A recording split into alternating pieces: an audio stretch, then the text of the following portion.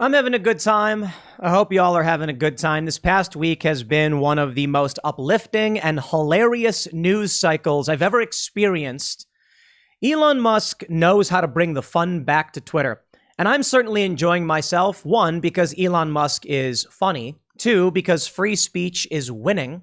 And it's not just in the Elon Musk story. It's also what we did with the Times Square billboard. I also just want to point out, for me personally, I end up in the news cycle because Elon Musk tweeted a meme of me. I am shocked. I'm grateful. And to all of you who are members over at timcast.com and to everybody who watches and supports my work, it's all thanks to you. I really do mean it. I'm just a dude who reads stuff on the internet, talks about what I research, tries to get the facts right. And in this, I have found myself strangely in the periphery of this story, which is, it's a surreal feeling. And I am humbled, to say the very least. But Elon Musk, he knows what made Twitter fun and why people used it. I genuinely believe it. When the uptight ideologues took over and the establishment narrative creeped in and eliminated the fun, it became a not fun place. Things just became angry and pessimistic, and people don't want to be there. There's no cultural excitement. There's nothing going on other than mean people saying mean things and lying to you. And along comes Elon Musk. He buys up the company, free speech victory. He's posting jokes, fun and exciting, and he's bringing it back. Now, the point of this segment is that I called it when I said that Twitter's quarterly earnings report was gonna be bad. Nailed it. It wasn't apocalyptic, but it was bad. They missed projections. They had good growth in certain areas, like more users than they thought, but they couldn't monetize it. And I said I thought that's what was going to happen. That come Thursday, when they released their earnings report, it was going to show a miss, and that was going to result in a stock drop-off. There's no stock drop-off. Why? Because Elon Musk bought the company. So what happens is, why would someone sell the stock when Elon is going to buy it from you for $54.20 guaranteed? Now, if Elon wasn't buying this, I think Twitter stock would have tanked. But let's read this. I want to start with fun. Elon Musk tweets he's buying Coca-Cola next to put the cocaine back in. We read this live on Timcast IRL last night when he tweeted it. And we all laughed. It's hilarious. He knows why and how to make Twitter fun. You see, I think the problem is these ideologues have taken over. And we need to expose that the ideologues have taken over. I think most of us know they've taken over, and now we have an advocate in Elon Musk, someone who has the means to take back the system, make a joke, laugh about it, and have a good time. And that's going to encourage people to come back to the platform. It's going to make the platform worth a large sum of money, much more than, it's already worth billions, right? It'll be worth way more. So we must continue to challenge those narratives and be that shock to the system. When Elon Musk tweets jokingly, he's going to buy Coca-Cola to put the cocaine back in. It's hilarious. And it's not the only tweet he made. He tweeted this one. Someone made a fake tweet where he said, now I'm going to buy McDonald's and fix all of the ice cream machines. And Elon said, listen, I can't do miracles, okay? And we're all just having a good time, laughing. It is good to see free speech winning. It is good to see people who are willing to call out the media manipulations and the lies, challenging that system. So you know what? Before we read about how I was right about Twitter's earning call, I want to give a shout out to ground.news. Head over to ground.news/TimPool, download their app, get their browser extension. I'm a huge fan of ground.news. Let me explain. When you go to their website, what they do is they show you stories by bias. So we've got one, Biden asks Congress for $33 billion to support Ukraine through September. You can see 23% of the news outlets reporting out at our left, 15 are right, and 62% are considered center. The other really cool thing you can do is you can actually track the bias of Twitter users and see where they're consuming news. Surprise, surprise, left-wing personalities overwhelmingly get their news from the left, and right-wing personalities from the right. The fascinating thing is you can see that the right gets their news from a mixed bag, but more so right, and the left is like 95% left-wing sources. Wondering about me? It's actually like 53% left, and then evenly split between center and right-wing sources. Head over to ground.news/TimPool. Seriously, get the app. It's an amazing aggregation tool for news, showing you who owns the outlet, their factuality ratings. I've got some disagreements to a certain degree with how they run things, but I send this to my newsroom. I'm like, guys, check this out. We can look at the bias. We can see if we're missing certain stories, and we can track individual people on Twitter too. Helps us cut through the bias, understand the manipulation, where it's coming from, why it's happening. But ultimately, it'll be your assessment. If somebody's owned by a major conglomerate, if somebody's full of it, and they're left or right wing, you can see that in the stories as they're getting reported. It'll actually show you all the different links. What I do is when I pull up stories, I'll look at all the different outlets reporting it because ground.news has aggregated it. And then I'll go through. Actually, you can see this sometimes because I use their browser extension. At the top of articles, typically you'll see, well, sometimes you'll see the ground news thing pop up and explain the bias. I think that's extremely valuable for you as people who watch my videos when I show you the story. So special thanks. This is a sponsored spot to ground.news, but legit, I do use their service and I think it's fantastic. Let's read the story. We know Elon Musk is full of jokes, but here it is from timcast.com. Twitter's earnings report shows missed revenue projections, overstated users. Oof. New report reveals missed goals, lower than expected user growth, and an error in previous reporting on active daily users. Did I call it or did I call it? Remember what I said a few days ago? Elon Musk cornered Twitter. He offers them a premium, $54.20, because he knows he can get it. He also knows when their earnings report comes out, their stock will drop. If they don't accept his premium deal, a week before they have to tell everybody they missed their goals, when the stock drops, they would be liable for the lost revenue. And if the stock hit $30, that's $24.20 per share the board's going to be responsible for to the shareholders. Here's the best part of it. Elon negotiated a $1 billion breakup deal, meaning if the shareholders say no, Twitter's got to pay Elon Musk a cold $1 billion cash. Amazing. Here we go. Twitter just reported earnings for the first quarter of 2022 in what may be its last report as a public company after the board agreed to sell to Elon Musk. According to the report, the company missed the expected revenue of $1.23 billion, making only $1.2 billion instead. However, it reported a 16% gain in advertising sales. The gain is the worst pace of growth in 6 quarters and is in line with reports from Snap Inc., Meta Platforms, which are also facing lower advertising spending due to issues such as struggling supply chains and inflation. And Elon knows it. He knew he was going to win this one. The company reported 229 million monetizable daily user accounts known as MDUAs. The number was slightly higher than the expected 226.9 million, representing a 15.9% increase from the same period last year. The US MDAUs, that's MDUAs, user accounts, were up 6.4 from the prior year's quarter at 39.6 million. Internationally, the MDAUs were at, it's MDUA, I think, 189.4 million, an increase of 18.1. Let's think about that for a minute. How many adults are in this country?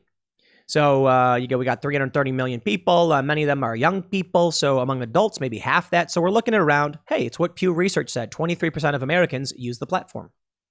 As a result of the report, shares saw about a 1% increase in early trading Thursday. I'm going to contest that, timcast.com. Mr. Michael Robison. Robison? Am I pronouncing your name wrong, Mike?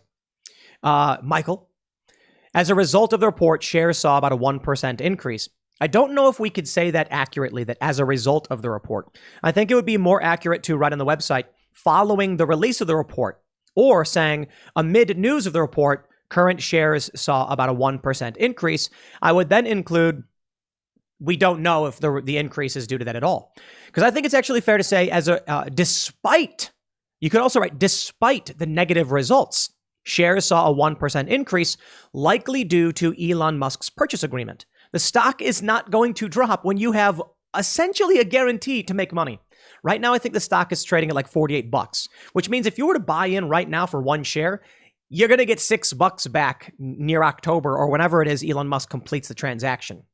Now imagine if you bought 100 shares, it's a free $600. Imagine if you put in 1,000, that's a free $6,000. Imagine if you put in 100,000, that's for 100,000 shares, it's a free $600,000. You see how that works? A lot of people would be buying in now. The fact the shares are not trading at $54 suggests some people may think the sale might not go through because there are provisions. Timcast.com continues. However, the report did point out a correction from a previous earnings release. Twitter noted that it had overstated the MDUAs previously, an error that purportedly resulted from launching a feature that allows users to easily switch between their separate accounts. The company said that between Q1 and Q4 2021, all linked accounts were counted as MDUAs when the primary account made an action. Ooh, whoa, that is bad. Basically doubling? Wow. Before the deal between Musk and Twitter was announced, some analysts speculated that Twitter might have wanted to finalize the agreement before reporting earnings. The analysts had anticipated a disappointing quarter. Now, Timcast.com isn't linking to my analysis. I am an analyst of sorts, a news analyst, and this is what I said. Did I not say that? You heard me say it. See, often I make predictions. They're bad. When I read the news and fact check things, I can get the facts right. From there, we have tremendous escalation of variabilities from now until said point. So often my predictions are a coin toss, maybe a little bit better, maybe not. Fact checking, I typically get right. In this instance, I am proud to say I nailed it. And the reason I'm saying that is because I've had some pretty bad predictions. But I'm happy to see that I was like, yes. Okay, it's kind of bad news. But Elon Musk, I was right. Elon Musk cornered Twitter in a brilliant pincer move. Absolutely amazing. Absolutely amazing. So they say Twitter previously set a goal to reach 315 daily active users, daily user accounts by the end of 2023 and boost its annual revenue to 7.5 billion. That's insane. Twitter would have needed to add 86 million new users over the next 7 quarters, averaging 12.3 per quarter. However, the company only added 25 million in 2021. How are they going to get that? They weren't. Elon knew it, and he exploited this. I don't mean a bad way. I mean, he saw that. He made his move. He wins. Now, what are we seeing in response to all of this? The media is trying everything to act like Elon Musk is violating his agreement because, they so don't want Elon to win. Here we go. Mediaite says, Elon Musk cracks up at parody video mocking trauma of Twitter employees. No, he doesn't. That's a lie. I can prove it. But before I do, let me show you this story. Yahoo Finance. After no insult pact, Elon appears to mock Twitter and its policy chief with a Joe Rogan meme and says the platform has to be politically neutral. Now, of course, I'm roped into this one. But no, Elon Musk did not violate his agreement. I talked about this already yesterday, but you can see the media is trying to push this narrative. It's the perfect example of what the media does. They lie to people and stupid people fall for it. I hate to say it, but it's true. Stupid people who don't read it fall for it. You know what I did? I read the agreement to make sure. And sure enough, Elon Musk did not break the agreement. Yahoo says, did he or didn't he break the deal? The day after the SEC filing revealed that Elon Musk must avoid insulting Twitter or its agents in the deal to purchase the company, the Tesla tycoon tweeted a meme on Wednesday that appeared to mock Twitter and its policy chief top lawyer, Vijaya Gadde. The meme shows YouTube host Tim Pool having an imaginary conversation with Gadde about Twitter's alleged left-wing bias. Alleged. The conversation circles a logo of the Joe Rogan Experience, a podcast that's recently been slammed for spreading COVID-19 misinformation. Oh, you love it, Yahoo Finance. Oh, let's see here. A day after an SEC filing revealed that Elon Musk must avoid insulting Twitter or its agents in a deal to purchase the company, blah, blah, blah. It doesn't say that. You see, that's how they lie to you. Now, perhaps some of you didn't see my report on this yesterday as I broke down the agreement. Perhaps some of you are on the left saying, it does say this, Tim, you're wrong. What the provision says is that Elon Musk may make statements about the merger so long as such statements do not disparage Twitter employees or Twitter personnel. That's very, very simple legal language. I think a child could understand if they actually sought to. If Elon Musk comes out and speaks about the merger, such statements about the merger must not disparage Twitter. That means if Elon comes out and says, I've secured the deal, Twitter is mine, and Twitter employees are trash, violated the deal. If Elon Musk comes out and says, Twitter employees are trash, he's not talking about the merger, does not violate the terms of the agreement. But you can see they're desperate, aren't they? Perhaps they're but humble midwits, unable to actually read the legal argument or simply ask a lawyer. That's the craziest thing to me. Are you a journalist? Who wrote this? Wei-Loon Soon from Business Insider. Did you ask any expert about the language? It's a silly argument. The meme shows YouTube host Tim Pool, haha. It's a reference to a 2019 podcast episode on the show featuring Gade, Pool, and Twitter founder Jack Dorsey. The three discussed Twitter's rules against the abuse and harassment of transgender people on the platform, and Pool said most of the accounts Twitter bans lean conservative, which was a fact. Now, I was specifically referring to a study, because this wasn't me being like, I sit back and sit on Twitter and the only thing I see is conservatives. That's not what Tim Pool does. No, what I did was I pulled up a study that said we looked at the highest profile accounts that met a certain threshold. We looked at the accounts that got banned. We then looked at a certain threshold of notoriety and found that like 21 out of 22 were right-leaning. I think the only left-leaning account that got banned was Kathy Griffin, and it was because she posted a photo of herself holding the severed head of Donald Trump. That was a study, not my personal opinion. I want to say, Musk's critics quickly dinged the Tesla tycoon for tweeting the meme, saying he's bullying the company for putting its employees at risk. Oh no. Former Twitter CEO Dick Costolo called Musk out on the meme, saying that he's exposing Twitter employees to potential harassment. Bullying is not leadership. Musk quickly defended himself and said he was asking Twitter to stay politically neutral. For Twitter to deserve public trust, it must be politically neutral, which effectively means upsetting the far right and the far left equally. He said, "Wrong, Elon Musk. Wrong, good sir. You cannot anger the right in the same way you can anger the left. If you allow an equal playing field where the left is allowed to say their piece and the right is allowed to say their piece, guess what? The right is going to be fine. The left is going to be going, and that's exactly what's happening. ContraPoints the other day, referencing this meme saying, they just want to misgender people. They want to? Yeah, because conservatives' view on misgendering is an inversion to yours. It's an overtly political issue. If I said, do a backflip, and someone thought a backflip meant a front flip, we wouldn't be communicating effectively now, would we? And if you came to me and said, stop saying backflip, you're not allowed, I'd be like, I can say whatever I want. And therein lies the issue. The left says you must restrict speech we don't agree with. The right says, let people speak. How can you have both sides be equally unhappy? Unless you're doing exactly what Twitter was already doing. What Twitter was doing was allowing people on the right to speak, but to a certain degree. This pissed off the left because the left demanded that every conservative be banned. Transphobes, they say. They report me every single day. Twitter said, we'll ban some of the right to make the left happy, and we'll not ban some of the right to at least keep them partially happy, and there, now the left and the right are equally happy. It doesn't work.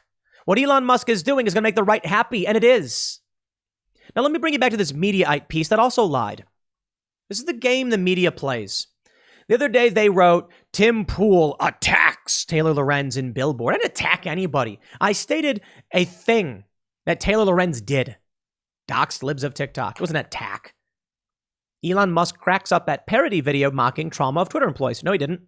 Here's the tweet from the Babylon Bee on April 27th. Kyle Mann says, our video mocking Twitter employees for being too sensitive was flagged by Twitter for sensitive content.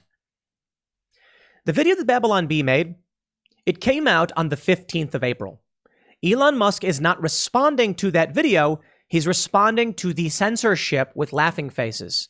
Elon Musk is not cracking up at a video mocking trauma of Twitter employees. Elon Musk is cracking up at the censorship on Twitter. Duh. It's why Elon Musk bought the platform. Perhaps the stupidest thing Twitter could have done was censor the Babylon Bee, because then Elon Musk was like, all right, I'm buying the company.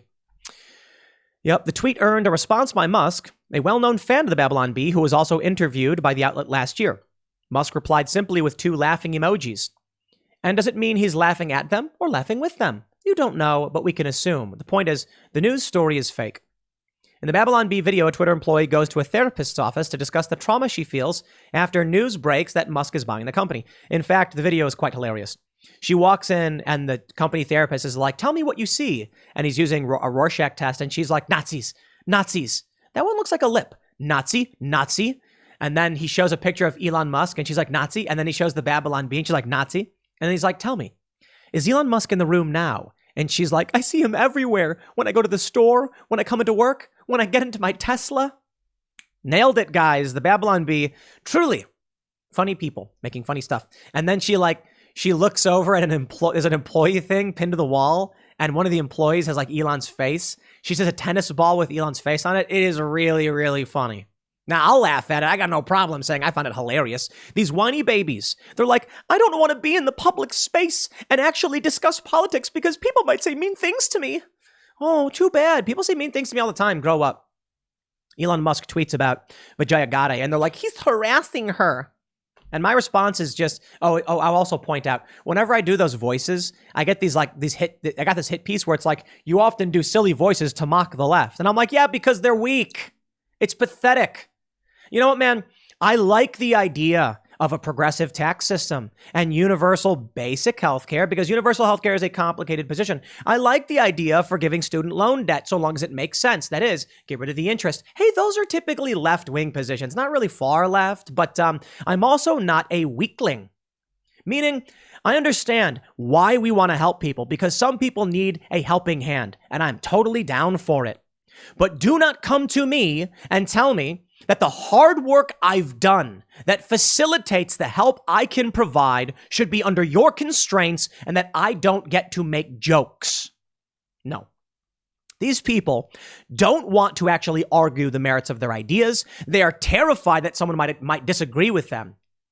I was in Boston, and some Antifa guy kept lunging at me and swinging at me. And I stood my ground, and I said, bro, I come to these things. I know exactly what's up. Dude gets in my face and backs off. They also like to post a video of me of a dude pulling my hat off while I was live streaming, and I snapped and told him I was going to knock his teeth out. I go to these events knowing full well, but I'm kind of a hothead sometimes. I get angry, I'm a bit arrogant, and I'm willing to stand my ground. I ended up going on Tucker Carlson on his show. I think I was on Tucker because of the Antifa guy who got in my face. Yo, I can believe in left-wing economic policy and some social policy, and also not be a weak little baby about these things. If Ben Shapiro wants to sit in front of me and say something about gay marriage, I'll argue with him. I am not scared in the least bit. Jason Whitlock, both Ben and Jason, rad dudes. And Jason comes on IRL and says he didn't agree with gay marriage. And I disagree. I think, people and adults, consenting adults and all of that stuff, I'm more libertarian on this. I've sat down with Charlie Kirk and Will Chamberlain, who said, that's a libertarian position. I'm like, yes, I know. I'm a centrist libertarian. I lean a little left. Admittedly, left libertarian is difficult because cooperation is much harder than compensation. But cooperation is a big part of compensation in free markets too. I lean a little left. I do. I think some of these solutions require community-oriented solutions and not just free markets. And I think and I'm not staunch anarchist because I think you need some regulation. But these people, they don't want to come. They don't want to come on the show. They don't want to have arguments. They don't want to debate them. They want to shut you down. They want to lie about it. All right. Bravo, Elon Musk. Keep making jokes and having a good time because I'm all here for it. Everybody else, keep crying. Next segment's coming up at 4 p.m. over at youtube.com/Timcast. Thanks for hanging out, and I will see you all then.